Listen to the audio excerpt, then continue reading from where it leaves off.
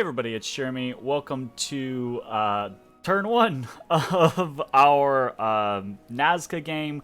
I'm not sure what I want the title to for this to be. I think we're just gonna go with Nazca, generally speaking, because I don't know if I'll ever be playing a Nazca multiplayer game again. So the thumbnail's probably gonna be just Nazca. I normally do like a little introduction of like, this is welcome back to this game.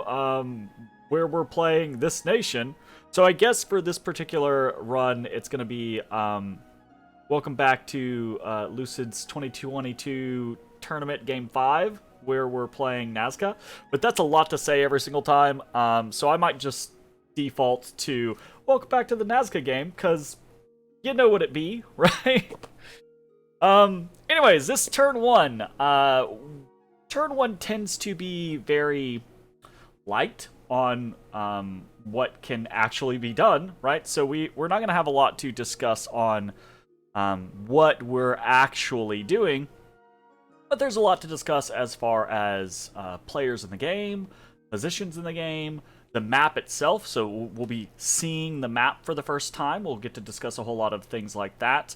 And then things like thrones and stuff like that. So probably what I plan to do is spread some of that out over the course of the first couple episodes, because the first couple episodes, first couple turns at least, tend to be a little sparse with the information that they have. So the plan this turn is to obviously go through what we're doing, look around the map, and talk about other nations specifically, because we're going to be able to see a lot of what's going on with that in the map, okay? And then next turn, turn 2, we'll probably cover things like thrones and stuff like that. So, in the beginning, there was chaos. Now the wheel has turned once again. Let's fucking do it, Odysseus, god of Nazca. Odysseus, god... He's sleeping. I'm not gonna mess with him. Alright. Welcome to Nazca. Population us. This is the start of the game. Let me adjust my volume levels real quick. Song got a little loud all of a sudden. Okay. So, look at this fucking map. It's a pretty map. I mean, pretty for a generated map, obviously, right? And it's also kind of wild what this map is. For some very big reasons, right? So I don't know if I went over it in the actual Pretender design video. I think I mention it very briefly in the Pretender design video, what other nations we're up against. But I don't think I covered it in depth, and I might not have mentioned it, period. So I think that's what I kind of want to start off with, is talking about what other nations, we're Nazca, middle-aged, what other nations are in this game, because that's gonna be a big deal, right? So let's jump into that real quick. We'll do Pretenders of the World, right? We've got Caps Lock running Arcocephale. We've got a small man with a tall dream running Ulm. We've got Addle running Agartha. We've got 3 new apes running Vanheim. I believe it's Vanheim in Middle Age. Yeah. We've got Zan's side piece. This is Grippa for anyone anyone interested in knowing. This is Jotun running Jotunheim.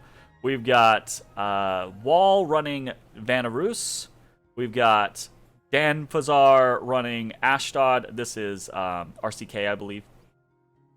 We've got us as Nazca. We've got Strong Independent Woman running Nabah. We've got Bootleg Philosopher's Stone running Pelagia. We've got Typhon Echidna's Royal Simp running Oceania. And we've got We Could Have Banned This running Yes.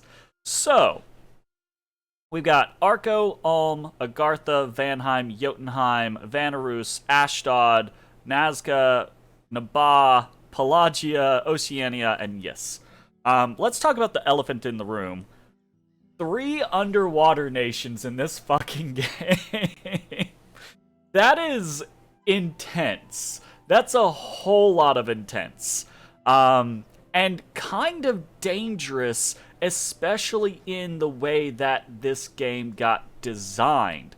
The underwaters in this game are in one big fucking line, which is interesting, right? Because so sometimes in these generated maps, what you'll see is a big pond with 2 people in it, and then a little pond with 1 person in it. Or you'll see a very big pond, right, where there's 1 person on one end, 1 person on the other, and a person in the middle, right? And what tends to happen in those 2 different situations is if you get the big pond, then those 2 underwater nations basically fight, right? Because they want the big pond for themselves, right? Whereas the little pond person has to hopefully try to scavenge against the land nations nearby, yada yada yada, right? Versus if you get the very big pond, the 2 people on either side of the middle person tend to attack the middle person, 2v1 the middle person, and then will tend to 1v1 each other for the overall pond. This is a very interesting situation because it's just a big line, meaning that there's one, it's a little sketch for all of us land nations, because there's just this wall of water, right? But it's also an interesting balance point with the underwater nations because they have this situation where they all border each other, right? So there's not an obvious 2v1, right? And of course, each of the underwater nations is going to want to be that underwater finalist who owns all of the underwater, right? But the balancing act here is potentially more precarious because it's unlikely to be a straight 1v1, right? If one gets too strong, then the other 2 are likely to mess with that one. But again, in theory, as that dichotomy kind of changes, the one who is losing then has diplomatic, kind of like power to be like, okay, well, look, I'm now smaller than this other guy. We should turn on this other guy. Don't know if that's how it will turn out, but it could be how it turns out. The bigger issue is that there's fucking 3 underwater nations, so of course that means there's easy access to 6 thrones next to the water. Now, fortunately, and this wasn't by design, the map is randomly generated, but there are no actual underwater thrones. They're all coastal, so that is somewhat nice. But it does mean that if one water nation gains hegemony, then that's scary for us land nations, right? Because it's going to be really hard for most land nations to fight against an underwater nation, especially an underwater nation the size of 3 nations, right? That's a bit of a big deal. So very interesting setup immediately off the bat with the underwaters. Some of the people in the game have started to. I don't think lovingly, I think seriously call this a cancer game because we have Nazca and we have 3 underwater nations. So that should be fun. But that's actually interesting for me, right? Because if I am allowed to set up and get rolling, I can challenge the underwater nations fairly-ish well, right? I can challenge them with troops and with undead. My ability to challenge with magic underwater is somewhat limited, but we might be able to luck into that and see how it goes, right? So, that is pretty interesting. especially considering we are a coastal nation. We are bordering the an underwater nation. We're bordering the underwater sections. We are not in the central column, right? So, kind of that's the other thing that's interesting with this map design, because there's just a big underwater column that by design makes the landmass this three column scenario. So you have the kind of like the western coast, the eastern coast, and then the central scenario. And there's maybe a little bit more impetus on these central individuals to play well, because they have, the underwater nations are likely to be busy with each other, except for maybe Yis, right? Like maybe Pelagia and Oceania fight, and then Yis attacks a land nation, because Yis the Movarks tend to be more applicable on the land than they are underwater, so maybe that's what happens. But generally speaking, though, right, it's likely that at least 4 out of the 6 players bordering an underwater nation are unlikely to be messed with or be messing with. So that focuses their attention in other directions, in theory, right? So these central land nations potentially have a little more weight coming at them. That being said, again, there's been plenty of discussion at the beginning of this game that Nazca needs to be shut down. I think I have a couple of immediate detractors, off the top of my head. I think it's the Vanarus player has really been like hyping up the need to kill Nazca, need to kill Nazca, need to kill Nazca scenario. I think the Agartha player has been a little bit in on that as well. And I think the general mood is probably best to kill Nazca early. So like I said in the overview and the design, I'm very much expecting to get at least 2v1'd, if not 3v1'd. With my placement, I depending on who we're bordering, right, maybe we don't get 4v1'd, so that's cool, right? I'm glad we're not in the central column. Some things to know, though, is that with this design, we can tell a little bit about our neighbors. And that is because in this tournament, there are some specific terrain starts that players can request depending on the nation that they are, right? So certain nations want to have certain province types because that allows them access to specific cap-only shenanigans, or maybe not cap-only shenanigans, but allows them access to, well, I say cap-only shenanigans, but there are some nations that actually do have cap-only shenanigans. But more often it's like events, or it's sites, or it's rituals, right? So we actually ended up having 3 of them in this game, which gives us a fair amount of information, right? We know in this game that Agartha has a cave start, a cave cap. Ashdod has a wasteland cap, and Nabah has a wasteland cap.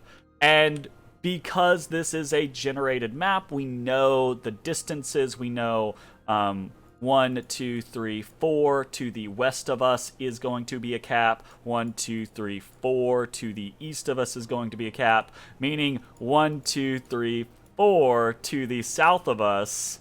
If we look, there is no other cave in a cap province, right? So there's some caves over here. 1, 2, 3, 4. 1, 2, 3, 4. 1, 2, 3, 4. Right? So those are the only others that might have been close enough, but they're not. So this is the only cave cap, which makes sense. Meaning that this has to be Agartha. So right off the bat, we have Agartha to the south of us. Not my main detractor. I do think that was Vanarus in the chat was the main person that was like, "Meh," but I do think Agartha was on that train, which is unfortunate because I think the best chance I have at this game is diplomacy, right? Like being a diplomatic wizard and being like getting on at least one or two neighbors' good side to limit the amount of people that I'm going to be fighting against, to turn something into either 2v1 or preferably a 1v1 so I can actually try to accomplish something, right? Knowing right off the bat that one of my neighbors is probably one of the people that's like, yeah, we should definitely finish off Naba, or not Naba, Nazca, is unfortunate. But it is what it is, right? Like we're not gonna let it get to us too much. The other, so we know Agartha, we know where Agartha is. The other two that we know are there's a wasteland cap here and a wasteland cap here. So that means that we either have Naba or Ashdod as a northern border, which is not great on either of those. Naba, I think, would probably be the preference. Naba, I think, is kind of like Nazca in that they don't have the strongest early game. They are okay. I think they're fine, right? But I think they scale very well. Whereas Ashdod, depending on the bless that they go, right? Like Ashdod could absolutely just crush us at the beginning of the game. Like Ashdod could 1v1 us at the beginning of the game, depending on the bless that they take, because because the build that we went for, we intentionally went for that kind of more classic Nazca build, design-wise, to just see, hey, does this actually work, or is the only way you're going to be able to play Nazca by doing some weird kludgy, not weird necessarily, but like taking an awake pretender to defend yourself for 30 turns, and then you can actually do some of the stuff that you're supposed to be doing with Nazca. I don't know. We'll see how that all works out. But we know we have Agartha, and we know we have either Naba or Ashdod, and then we know, right, we either have Pelagia, Oceania, or Yis. So I think, generally speaking, Yis would be the worst for us, right? Because, like I said, Yis does kind of want to go on land with their Movarks. So if they are our neighbor, that might be a little rough. Because if we're going to get 2v1'd or 3v1'd, they're going to be incentivized to 4v1 us as well, right? So we'll see how that goes, right? So very interesting map from an overall perspective. Let's drill down into our actual territory and see what we've got. Generally speaking, this seems pretty okay to me. We've got a couple of interesting borders, right? So we've got some mountains here, a lake here, a river here, mountains down towards Agartha, and a bunch of mountains over here around this throne.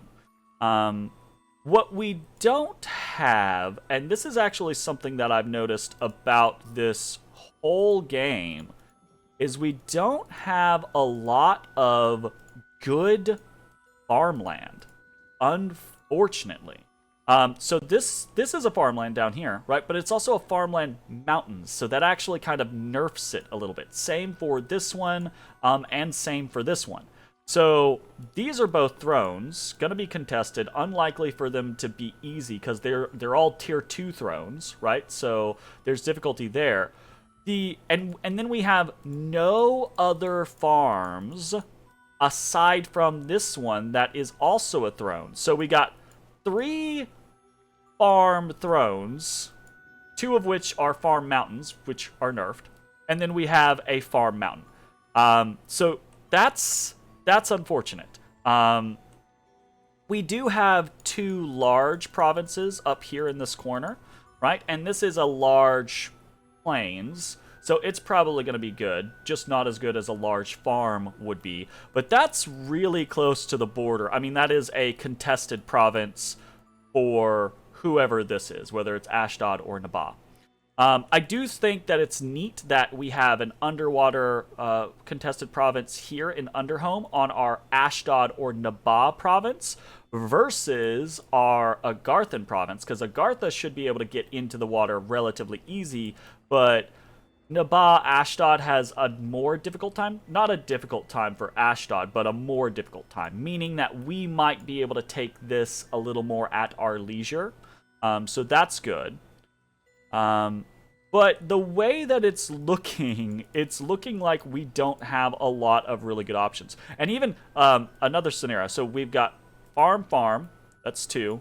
Farm, that's a throne. Farm. So that's like 6 farms all around us, like outside of our sphere of influence, that are good. We've just gotten punished. I don't know why, but we've just been punished with this. And there's actually a lot of farm mountains in this entire map. Farm mountain.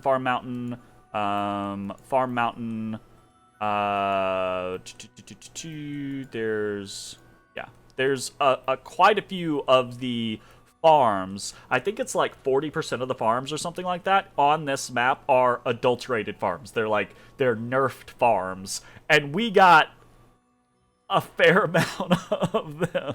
So that's a little unfortunate because we don't have the growth scales, right? So we're really banking on that concept of getting good provinces to start with, and really, I say we're banking on that.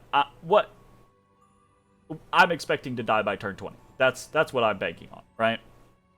I'm not expecting for this to be a successful game for us, because I mean, who's gonna let Nazca just do things in a tournament game, right? I don't think any of the other players, any of the 12 players in this game are of the mindset of like, yeah, let Nazca do stuff. It's going to be fine, right? I think every single one of them is going to be like, even if they're not on the hype train of murder Nazca, I still think they're going to be on the train of, okay, we don't have to super quickly murder Nazca, but we definitely should take them out sooner rather than later, right? So we'll see how that goes. But yeah, interesting situation. A bunch of farmland. We've got a cave over here, which is kind of cool. Kind of cool, but it actually is also not kind of cool because it gives Agartha even more incentive to come after us. There's only 7 caves. 1, 2, 3, 4, 5, 6. Oh no, sorry, 7, 8, 9 caves on this map. 9 caves. No, 10 caves on the map. Jeez, that's actually a lot of caves, truth be told. So 10 caves on the map. Am I counting that right? 1, 2, 3, 4, 5, 6, 7, 8, 9, 10. Nope. 1, 2, 3, 4, 5, 6, 7, 8, 9, 10. Yeah, it's 10 map. Okay, so there's 10 caves on the map, and 2 of them are in my territory-ish. This is contested, I suppose. So that just makes it even more of a sweet deal for Agartha. Although this is past what Agartha would get in a 2v1, generally speaking. So that's kind of cool. All right. Interesting map. Interesting information to know where some of these people are starting. Specifically, the fact that we are, by process of elimination, we have 1 of 3 waters. We have Agartha, and we have either Nabah or Ashdod, right? So that's very interesting. What are we actually doing for the turn? Let's talk about that. So, recruitment-wise, I'm gonna keep doing this. Recruitment. We are doing 1 Akla, 4 Condor Warriors, and 2 Hutton Runa. So let's talk about why we're doing that, and what our kind of like options are there. So, we are... I'm actually going to show this specifically because it's the first turn of the game. We don't have a whole lot going on. We want an Akla specifically because we want something to be able to bless our troops, our sacreds at the beginning of the game, prior to us getting an Inca, right? The other aside is we want an Akla because once we get our first Inca, we are going to get this Akla killed. If she doesn't die before then, we are going to get that Akla killed and turn her into a prophet, right? So that she can then be an H3 reanimator priest, much like Malqui Priestess, or as a Malqui Priestess, rather. And then she can start doing supayas. If we get her, if we turn her into a prophet around like turn 5-ish, right? Then that would allow us to, by turn 15 or 16, to have around 20-ish supayas, which if we can have our first war around that time period, 20-ish supayas with our bless is going to be relatively nice to add to the field. So that's the general concept right there. Aside from the Aklas, then we want to obviously start building a sacred pool. Sun Guards are so expensive resource-wise, we can't even get 3 of them. So we're starting with Condor Warriors. 1, 2, 3, 4 Condor Warriors, right? And then we can't get another because of both gold and resources, but we can fill out with Hatan Runa. And what we're trying to do there is we want bodies, right? With flyers, the Alpha Strike is incredibly important. The more you can put into the Alpha Strike, generally, the more successful you are going to be. Obviously, we would prefer to have something aside from Hatan Runa, because Hatan Runa are not strong. They're very crap, honestly. And mixing them, their morale is 7, so mixing them with Condor Warriors isn't actually going to be a very good thing. It's a doable thing. It's acceptable. It's fine, right? But it's not good. So, why are we doing them? Well, it's because we can't afford anything else. We like, there's nothing else that we can grab because of the 6 resources. So we're just going for mass at this point. Now, you might notice, right, like, that doesn't make sense. That's only 190 gold, right? Like, where the hell is the rest of your gold? Well, since we were so resource constrained, right? Since I couldn't get anything else with resources, or because of resources, I decided to put my gold elsewhere. So, we're hopefully, I don't know if I want to put this on this screen or on the next screen, but we're trying to hire Blackbones Pirates. So, mercenaries, Blackbones Pirates. Let me notate that. Okay. We are putting in a bid. I'm going to reset this so that you can actually see. We're putting in a bid for Blackbones Pirates. Blackbones Pirates, generally, they come at 180 pounds. We're putting in 210 because that's the amount that I had left over. So paying 30 additional for a merc at the beginning is not, not a huge expenditure. These are not very good mercs. Let's actually flip over to the browser real quick. So this is Blackbones Pirates. You get a captain out of this, right? 11 HP, 6 protection, has a falchion. Not a very good unit. Does have sailing, so we could sail them around, but we're not on the water, so it doesn't matter. And then you get 25 of these pirates. These are not a great unit. They are not a very high protection unit. They're not a very killy unit, although this falchion does hit relatively hard with 8 and 10 strength, so you can do an 18 damage hit.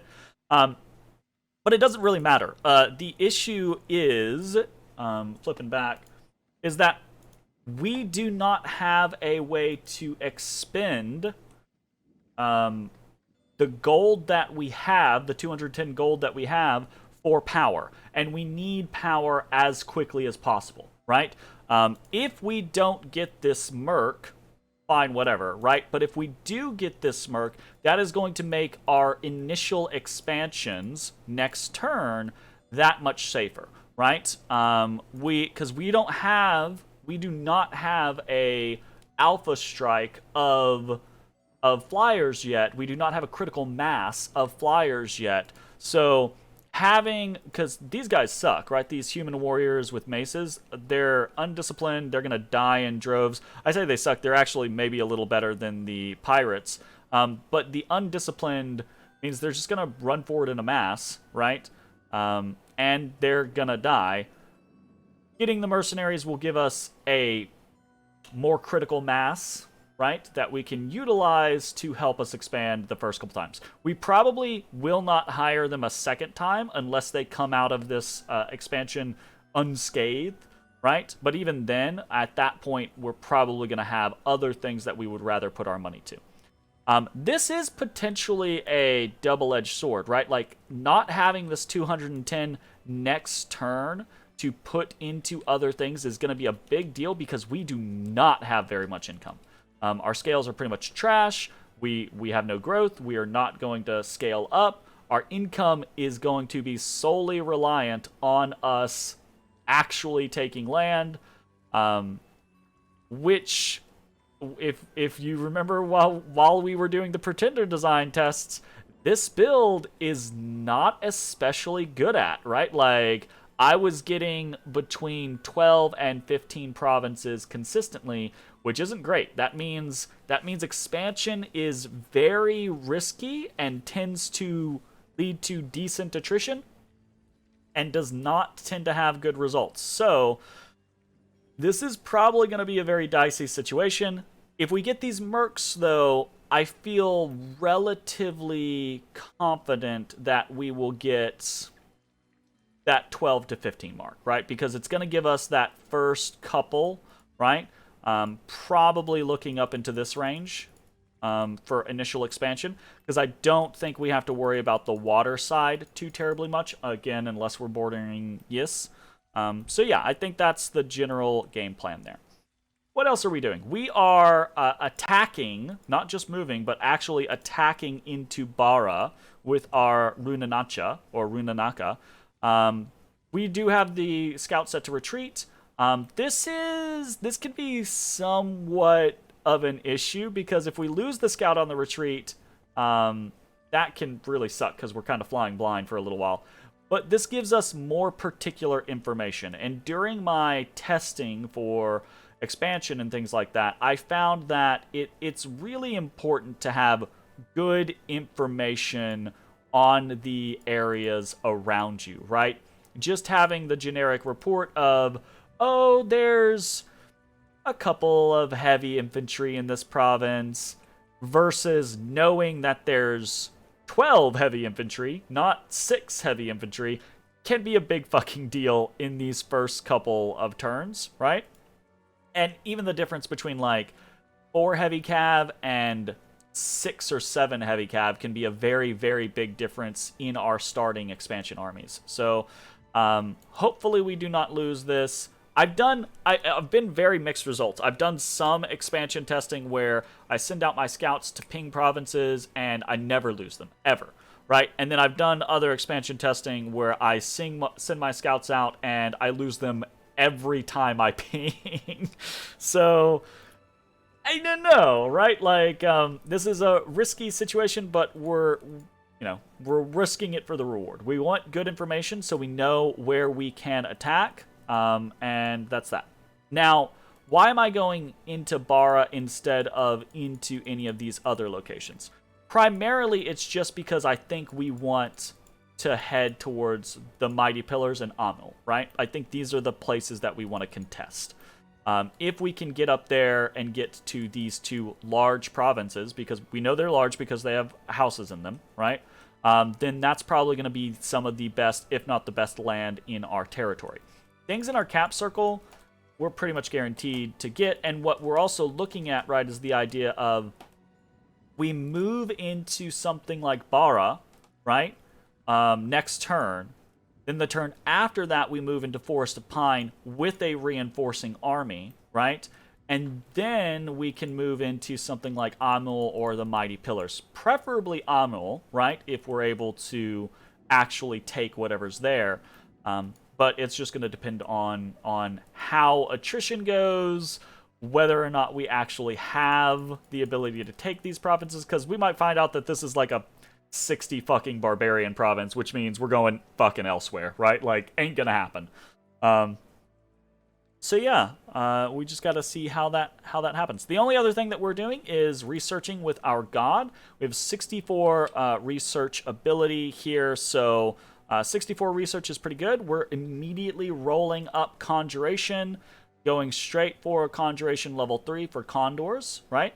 This also gets us access to dark knowledge, which is potentially going to be very useful for us in the early game as well, because we want to try to ramp up our death economy so that we can generally eventually go for something like Well of Misery and Summon Supayas, right?